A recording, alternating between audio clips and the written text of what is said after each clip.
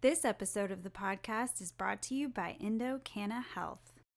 What if you had such a clear understanding of your own DNA and genetic makeup that you could make informed decisions about what type of cannabis products interact best with your system? Well, now you can with EndoDNA. EndoDNA is a simple DNA test that maps your entire endocannabinoid system and then matches that summary with the specific cannabinoid ratio and terpene profile that aligns with your unique genotype. Imagine being armed with personal information when visiting a dispensary. You'll have the power and capability to purchase products that best align to your genotype. Visit their website to purchase the EndoDNA collection kit and Endo Decoded report at endodna.com/product and use the promo code CONNECT15 for a 20% discount. Again, that's endodna.com/product and use the promo code CONNECT15 for a 20% discount. The future of cannabinoid therapeutics is here with EndoDNA. What's up, my fellow people of the plant? In this episode of Cannabinoid Connect, I'm talking with Ian Seiferling. He's the co-founder and CEO at AdaViv. Ian is an entrepreneur and technologist at heart and is guiding AdaViv's mission to help every indoor farm become highly profitable and sustainable through enhanced plant intelligence and lean cultivation tools. Dr. Seiferling has published numerous articles in top academic journals, and he's been featured in the Smithsonian Magazine, the Wall Street Journal, Wired, Forbes, The Guardian, and more. During our conversation, we discussed the importance of aggregating data to extract insights. Ian provides an overview of AdaViv's AI computer vision software. We also discuss AI technology for EVs compared to big agriculture. Last, we discuss consolidation and integration efforts in cannabis software. So I hope you enjoy this episode of Cannabinoid Connect as you watch or listen to my conversation with Ian Seiferling, who is the co-founder and CEO at AdaViv.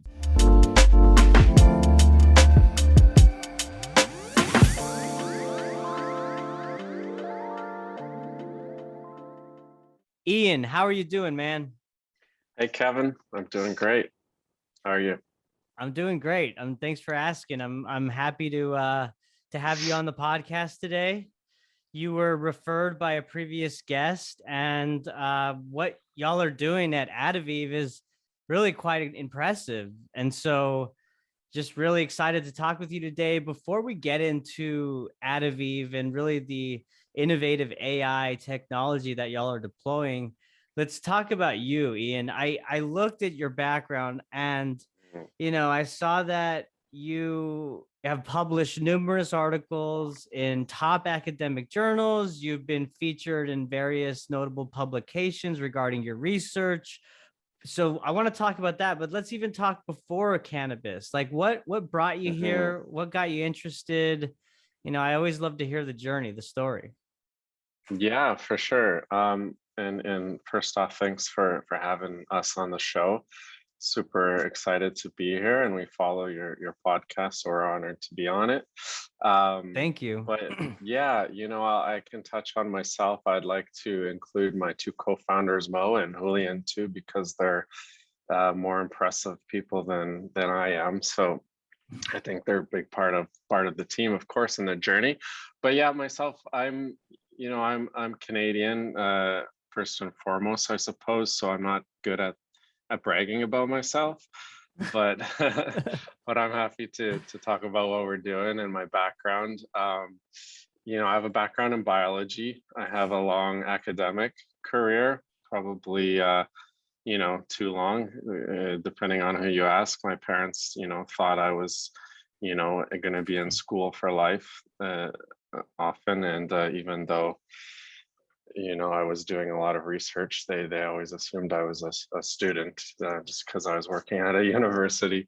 But yeah, biology has always been my passion. I grew up in Saskatchewan in Canada, which means I had a lot of access to nature and space, and that really influenced who I am. I have passion for environment, for sustainability, for nature, and agriculture as well. Where I grew up is really the grain belt of Canada. Fields of yellow canola are pretty common, and yeah, that kind of made me who I am. I pursued a career researching environmental sciences and biology. Um, Lived in Montreal for a while, and before I came down here to Boston and MIT. But I covered, a lot of topics in my work, always trying to look at how we could combine technology with biology to get better insights, to understand complex biological systems better, and ultimately conserve them or, derive services for society in a more efficient, sustainable way. So I did a lot of research on biodiversity and complexity in landscapes and across Canada, across Europe, and how we can manage those landscapes and those plant systems to conserve diversity, but also get services and productivity out of them. Because we do need to drive those services, timber, air quality, carbon sequestration, all that kind of stuff was a big part of my research. And I love that. I love pure research, but I also wanted to make more of an impact in terms of seeing what I do, like kind of realize faster and make an impact in society. And so I always knew underneath that I wanted to get a foot into industry and really apply a lot of that work in a more applied way. And I had the opportunity to come down to Boston and do part of my PhD, and then later a postdoc at a lab at MIT that was really influential for me. It was called the Sensible City Lab. And that lab was great at doing this awesome, really cool interdisciplinary research, looking at how we can use new technologies, AI, sensing, IoT, data science to make cities better places to live, essentially.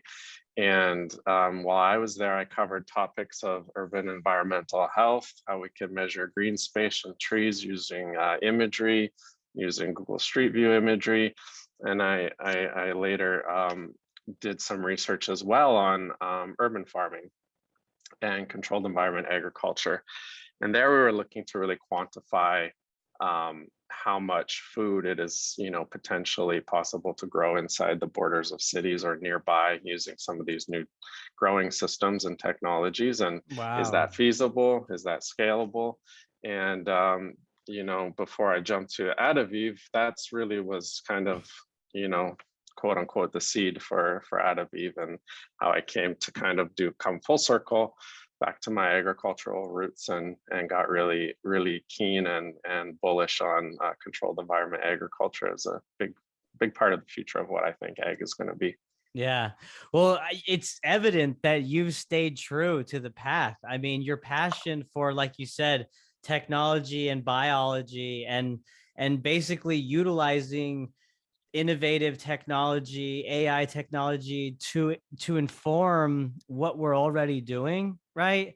Maybe make it more efficient, make it more sustainable for the environment. And you've seen both sides of it because you've focused on, like you said, I think it was at MIT where you did the smart city program, and then you moved on to agriculture, right? And kind of saw the rural farming side of it also. And I think that's awesome, man.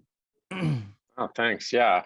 Yeah. It was really, I think, diverse experiences that I was really lucky to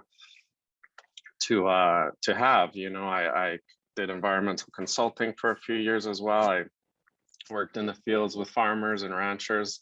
Got to see, boots on the ground, muddy boots, as they say, and those guys deal with the realities of agriculture every day and the weather and growing plants and trying to get, profitable yields out of them. And then you move into technology in the research space, which is very idealized, and often this kind of, high-tech research works well in the labs, but how do you take that into the field and help like a farmer that that is dealing with many elements and sometimes risk averse to trying to do technology. So that's a big part of what we're trying to do is take some of these new concepts, artificial intelligence being the main thing, and make it practical, make it usable for the guys that are in the field every day growing plants. Yeah. Well, that's a perfect segue because I wanted to read back, in one of y'all's marketing materials, I found it somewhere online. It was a very powerful statement. It really caught my eye, and that is, AdaViv is creating the future of indoor agriculture. Our technology delivers unprecedented precision and quantitative insights for cultivators. So let's dive right into it, Ian. I mean, talk to us about this AI technology that you've integrated with the cultivation process, and how that is enabling farmers to increase profitability and get higher yields. Mm-hmm. Yeah, I mean, so first and foremost, we're a startup. We have big vision to scale and build our technology to a place that we can touch many parts of the cultivation, many parts of the operation, and really build an adaptive, intelligent farming system. Well, we do have to start somewhere, very targeted, and where we know there's a big pain point. And for us, that's plant health and eliminating pests and diseases, and automating some of those really tough cultivation and crop steering tasks that today people are doing tend to do it ad hoc, or solving that problem with a lot of labor and not generating really quantitative data that we can use to make this operation much more lean and efficient. So our main goal is to help growers, first and foremost, eliminate pests and disease, and second, use really data-driven methods to get the most out of the plants. There's this new concept of plant empowerment that's out there in controlled environment agriculture. It's really like driving decisions with what the plant is telling us, leveraging data to make decisions to optimize the inputs, optimize the growing conditions to get some targeted quality result out of it. And that's what we're trying to do, is bring the data and bring the kind of the analysis in a much simpler way, so that growers can focus on what's important, right? Focus on less about putting out fires, less about running around trying to deal with a powdery mildew outbreak that they didn't spot, and now it's like spreading. Some irrigation valve that busted, and now plants are not getting watered for a few days. Instead of constantly running around putting out these fires, give them plant level visibility so that they can tackle those problems really early, or even before their problems, and then data to drive the crop steering and the cultivation decisions to get to optimize yield and do it with less labor. So that's kind of those are the areas that we're targeting with in terms of how we can improve the profitability and make the jobs of the cultivators easier. And then how we do it is with a combination of computer vision technology and software analytics that we provide. And so I can definitely dive into that, what that means, what that technology looks like. But it's a combination of getting visibility on every single plant using computer vision technology that we've built, and AI, and then taking that plant level data and making it useful through a couple pieces of software that both the growers, the guys doing all the maintenance, the cultivation in the field use, and also the managers, in the office that are trying to plan their crop, are trying to have oversight over, their team and their crop, and choose the best strains, understand which strains are performing well, and optimize that, and focus on things that matter to them, the genetics, and pushing their operation to the peak. So I mean, my mind is like going all over, because I mean, there's a lot to unpack there. yeah, So yeah, it sounds like what you're saying is that with this AI technology, first and foremost, AI technology is basically like, it kind of has its own kind of brain or mind of its own, right? It automates tasks, it does things for the user, right? And kind of thinks for the user, and leads them in certain paths that the user would most likely go down. And it sounds like what you're saying is your differentiator with AdaViv is that instead of data input and data collection by the cultivator of what's working and what's not, and then over time, that data compilation helps inform insights.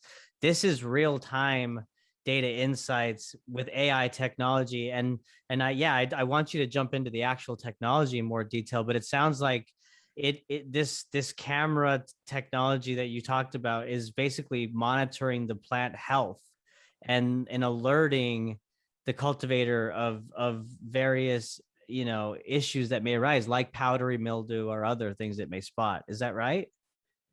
Yeah, that's right. I think it's kind of two things in what you said.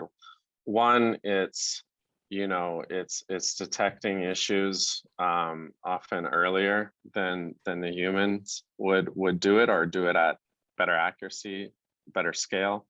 And two, it's then also generating new forms of data that are just either too hard to do at scale, or that we just don't have the capabilities to do. And these data relate to, like, we call them plant performance or plant growth KPIs. So every grower would love to be able to count every flower on every plant and know how many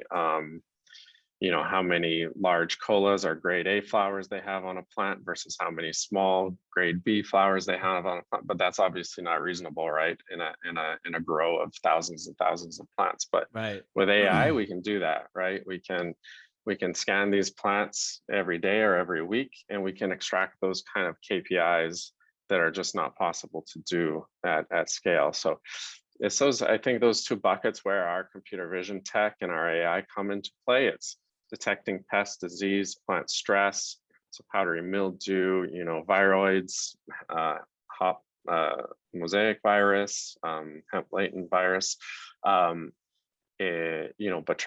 all the major pests and diseases we can detect with our system, and down to the plant level, tell the growers where those are, make it visible to the entire team, so they can target their treatments on time. And then we can also track, is that treatment effective or not? Is this strain more susceptible to powdery mildew than strain A versus strain B?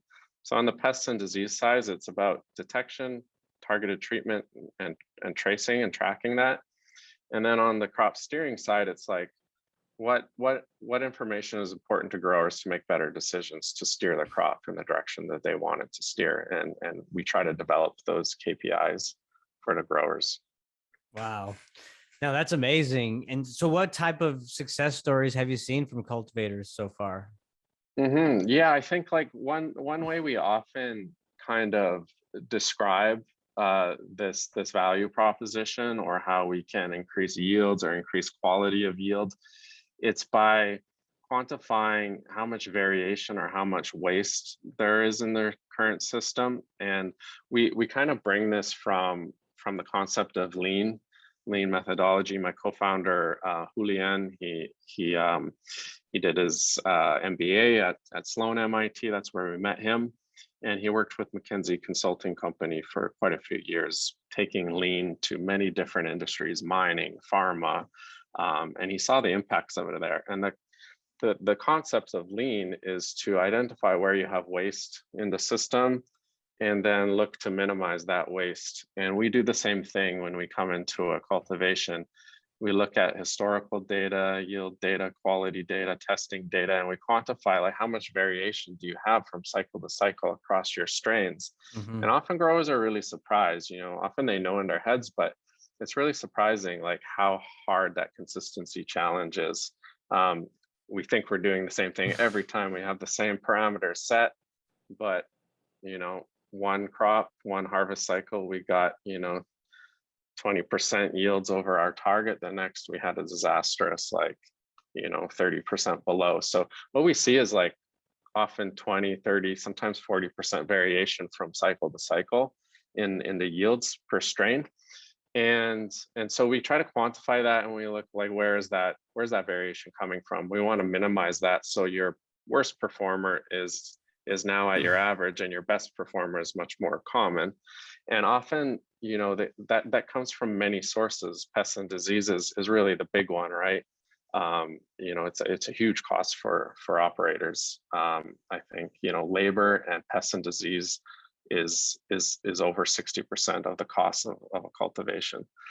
So with that in mind, we first, we look at how we can use our data to minimize that variation. And all is to say that by tackling and getting on top of those stressors early, that's a huge source. And by giving that visibility over mites, over virus, over powdery mildew, we've seen that variation compress or drop by 50%. And the ultimate result is upwards of 20% yield boosts. We're working on looking at quantifying what is the impact on quality, THC content, terpenes. That's in the pipeline. So I don't have super a lot of data to mention there, but overall, we've seen a much more consistent and that compression of that variation through getting on top of those issues early, through getting the team aligned so that we're not missing trellising or missing deleafing at when it should be done, or again, like I mentioned, irrigation lines break down and sometimes it goes unseen. So kind of just capturing all these sources of that variation with our data, we've been able to decrease that variation by 50% in the growers that we've been working with. Well, I mean, quality and consistency in the products within the cannabis industry is super important, right? And the fact that y'all are, focused on ensuring that, the cycles, there's very little variation in the cycles, right? That's important work. And what makes me think when I hear you say that, I get curious is, the medical cannabis industry really, I guess they pride themselves in a way of consistency, right? I think that's the differentiator in the product. It may be higher amount of THC or CBD or whatever the cannabinoid ratio is, or, but also the consistency factor is what I've heard on this podcast before. So from your perspective at AdaViv, I mean, have y'all worked with medical cannabis companies? And if so, what was the variation like there? Were they surprised also? Yeah, I think so. So some of the growers we work with do both medicinal and recreational, and we started in indoor farms. So these are, anywhere 20,000 up to, 80, 100,000 square feet type indoor farms. And these are run as clean rooms, medical facilities with the full TIVAX and everything. So obviously cleanliness is key to keep pest disease out, but it's such a hard challenge to manage so many plants with a diverse team, with skilled labor challenges that these guys face. And also, many growers know a ton about this plant. They're experts at growing it, but doing that at this large scale is really, really challenging because they don't have the time to check on every room or every plant. And so it really comes down to, again, how do you create a lean workflow, a lean digital manufacturing setting is essentially that these grows are manufacturing systems. And they don't have the same tools that other industries that have already gone through this revolution have. They don't have the automation that chip manufacturing or whatever the case does. So I think even medical facilities, they have those same challenges. Folks have different standards, different claims, but I think everybody is still understanding how to grow this plant really consistently at the quality and the yields that they want. And it's not necessarily the recipe. Sometimes it's just managing the team and communication and having visibility and having quantitative KPIs. And and that's what we try to bring with the computer vision and with our software. We have a analytics desktop web application that the managers use. They get these kind of high level insights over how the team is performing, how the crops are performing, forecasting the yields better. So yeah, I think all is to say that that yes, medicinal cultivators may have higher standards. They have, really high tech indoor facilities that maybe greenhouses you don't. Pest and disease are a much bigger problem in greenhouses, but still, it's a complex plant and it's a complex manufacturing system, and there's always big room for improvement. So it might not be 40% variation with them, but I guarantee you there's still a lot of room for improvement. Right, right. Yeah, no, that would be my guess. And I mean, again, we're Yeah. still, at the beginning stages of this. We're all still doing our best to figure it out, right? And we're learning every Yeah. day. So, um, going back to the idea of, or the topic of AI, I'm curious to get your thoughts on how AI technology compares, like, say, from smart car technology. We've seen Tesla's stock boom. I tweeted the other day saying that Elon Musk is now worth more than ExxonMobil, right? So Yeah. how does AI technology in smart car tech compare with like big ag? Yeah, that's a super super interesting question, I think, and I love the Tesla and analogy, because I think we often use it, and not to say that I think I'm Elon Musk or anything like that, but he does have a Saskatchewan connection, as his mother was from Saskatchewan. But no, I think like cannabis is a really unique opportunity within agriculture, and in a way for us, like, we are building the Tesla model, because technology in conventional agriculture has been really slow to get adopted, and one reason is well, there's a few reasons. One is because the margins are so slim, right? And who can afford to try some new fancy expensive technology? A farmer growing canola with like, a few percentage margins, they're not going to risk, trying like a R&D robot farming machine, for lack of better example. Um, Second, it's really complex. Like, plants are hard. The problems we're solving in agriculture are really complicated, and uh, there's a challenge of data collection, that is a little bit easier in some other industries, and you know there's loads and loads of image data on streets, and there's loads of data sets that have all those streets labeled, signs labeled. It's a task that anyone can do, but there's not loads of open data sets identifying cannabis flowers or identifying powdery mildew on a cannabis leaf. So So, there's question for yeah. you on that: outside of cannabis, within the plant kingdom overall, does that data exist? And I ask because, I mean, is it the lack of that data for cannabis? Is it due probably for the federal legal illegalization, right? I mean, the prohibition that's been going on. Mm-hmm. Yeah, I think like there is more and more data, and agriculture technology is getting really hot, and we've seen some wins now in that space. For a while there was few and far between in terms of ag tech and AI applications. AI is not a silver bullet. You have to be, I think, really specific in the task that you're trying to solve in today's AI. It's not going to replace people like in every form and fashion. It has to be very specific and narrow, and because agriculture is very complicated, and you have weather and you have soils, it's been a tough one to crack.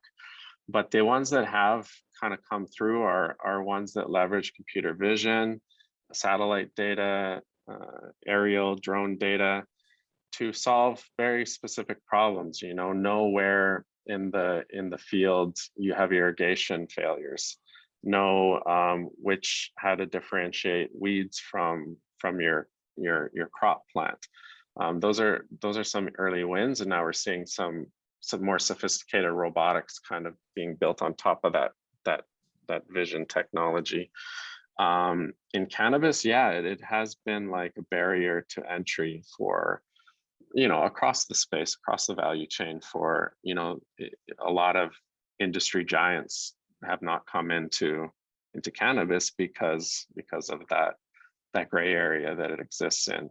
So it's both like a barrier, but it's also an opportunity for companies like ours Right. and for other guys, that you've had on your show, Jane Technologies, to really build very custom solutions for this very unique crop and industry and people. So yeah, I think it's an opportunity, and I think because cannabis is so valuable and it is getting normalized, we have more margins to work with. I think now cannabis is actually going to be the catalyst. Cannabis is going to be the Tesla for developing new technology that then can expand into other crop categories, and that's really our vision at AdaViv as well. Yeah. So that gets me excited because, I've said it Mhm. over and over again with different guests on this podcast from different disciplines. And that's like cannabis is uniquely positioned because it's at the forefront. So we can kind of define how we want things to operate and how we want things to run or how the culture should be, right? I mean, in so Yeah. many different aspects. And so this is a good kind of pivot here, this question. So the obvious challenge that big tech faces right now is when it comes to consolidation, right? You have these big Mhm. companies who are acquiring these other companies, and their technology, they're doing it because it's an added asset, added value for their overall bottom line and their organization. But in some cases, these technologies don't talk to each other, right? The integration for these technologies is very difficult. It's not there yet, and they're working on it Yeah. like Yeah. as they've acquired. So my question to you is like consolidation within cannabis. I mean, how can we do it different with so much fragmented software out there? What can we do to do this effectively and efficiently? Yeah. That's an awesome question, and one that I think you should bring all your guests back and we can have a powwow and problem solve. But I think that's it. Like, it's cooperation and openness and data sharing. So I mean, that's easier said than done, but I feel like cannabis has the culture to support that, at least. People are generally trying to work together to build successful companies alongside each other. People care a lot about the product, about the patients, about the customers. So we can make the customer experience, in our case, as growers, but also downstream customers, the patients and the users. We can make that experience a lot better if we can tie these pieces of data together. For us, there's many layers of integration, with the control systems, with other environmental sensors, with the ERP softwares. But that also, I think, can translate into a better user experience too, in terms of consistency, quality, understanding not only how can we get consistent yields and quality, but what's a consistent experience for the user, and understanding, like, how do we get consistent terpenes and how does this impact you versus me, and so that's, I think, like the golden egg that we can all align on, so to speak, is how can we really leverage all the data that the that these different layers of software are generating to create like a much safer, a much more consistent, a much better, you know, product in the end that we can use in many more ways, so that I know what I'm buying, I know what it's gonna be, and if I'm a grower, if I'm going to use a certain genetic, I know what that's going to be. So I think that's the end result. How do we do it? That's a really tough question, but I think it's just by, I think, being open to share data, um, leverage network effects. The more growers that we work with, that data that we collect, that's their data, the raw data. But what we do with it when we generate models, there's massive like network effects, right? And that applies to everything. So we need to leverage those network effects. So we're happy to operate in our plant level space and getting the most out of the plants and collecting this growth data and vision data. But if other players want to come along and talk to us about how we can leverage our data with ERP data, with consumer data, we're happy to do that. And ultimately, we need to centralize all of this stuff. And I think that's just the nature of a nascent, relatively young industry. But if we build the right culture around it, I think it can be super successful and much more rapid than maybe that's happened in other industries. Yeah. What do you think? I mean, I how do we do agree. it? I think it's collaboration. I think it starts with having the attitude and the mindset that you do in terms of like, hey, we're transparent. We're willing to share our data insights if y'all are willing to share yours at the table, and we can put our heads together and figure it out. I think it's gonna take the willingness to do so, the transparency and the trust, really, I think is what it comes down to at a basic level. But it can happen because it's so new still, the opportunities there. Okay, as we wrap up here, I would imagine that there are cultivators listening to this episode. So you're on the front lines, Ian, when it comes to, ensuring consistency in the product, right? Particularly flower. So what advice would you give to cultivators, like, and here's why I asked this, because I live in a non-adult use state. I live in Texas, but hemp is legal nationwide, and the hemp market's saturated right now. There's so much flower just sitting. There's so many products circulating within the market. And so, specialization, differentiation, how can these growers apply best practices, and what would you advise them to do so that they can specialize and survive in this inundated market? Yeah, that's a great question as well. And I think you know price compression is going to happen no matter what. It's happened in the more mature states. It will happen across the map. And I think there's either there can be a race to the bottom or there can be a race to the top. There'll be a demand for like a low priced product, right? There'll be a demand for that for I don't know what the term would be, like not discount flower and product, but lower price product. And there'll be a demand for high quality, and just like there are in other markets where there's that variation, and there's high quality versus low, there's complexities to the experience and the taste. Wine could be an example. Mm-hmm.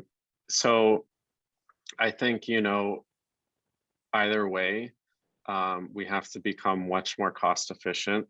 I think this industry has grown so fast, and for a long time it was just about produce, scale, and now it's like, oh crap, we gotta be efficient now, and we gotta prove that we can do this at scale and become profitable. And that's where this, I mentioned before how lean and digital industry 4.0 has transformed so many industries and made them profitable, made them super efficient and lean.